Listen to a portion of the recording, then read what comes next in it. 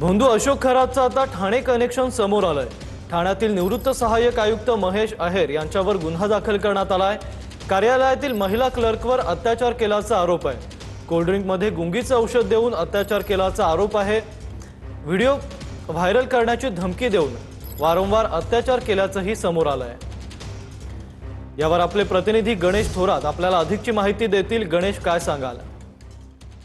नक्की अभिलेख पाहायला गेलं तर भोंदू अशोक खरात संदर्भात अनेकांचे समोर व्यवहार आले होते, संबंध जोडले गेले होते। त्यातून आता ठाण्यातील माजी सहाय्यक आयुक्त महेश आहेर यांच्या विरोधात देखील आता एका महिलेने महानगरपालिकेत तक्रार दिलेली आहे। या संदर्भातला आता गुन्हा देखील दाखल करण्यात आलेला आहे। आणि पाहायला गेलं तर या महिलेला वारंवार गुंगीचे औषध देऊन तिच्यावर अत्याचार केले ती तक्रार जी आहे त्या महिलेने केलेली आहे। आणि याच पाहायला गेलं तर याच अशोक खरातकडे याच सहाय्यक महेश आहेरनी त्या महिलेला घेऊन गेला व तिच्यावरती लिंबू देखील फिरवला गेला होता। आणि पाहायला गेलं तर तिच्यावरती जबरदस्तीने शारीरिक संबंध केल्याचा देखील आरोप त्या महिलेने केलेला आहे। आणि पाहायला गेलं तर यामध्ये आता पोलिसांनी अद्यापपर्यंत अटक केली नसली तरी याचा पूर्ण तपास जे पोलीस करत आहे। आणि या संदर्भातला पूर्ण गुन्हा दाखल जे कासवडी पोलीस ठाण्यामध्ये झालेला आहे।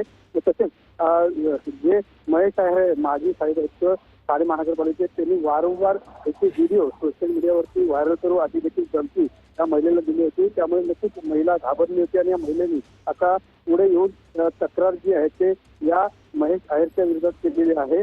पाहायला गेलं तर आता पोलीस या संदर्भातला सकल तपास जे ते करणार आहे। आणि यानुसार आता महेश आहेर यांना नक्कीच धन्यवाद गणेश, तुम्ही दिलेल्या सविस्तर माहितीबद्दल।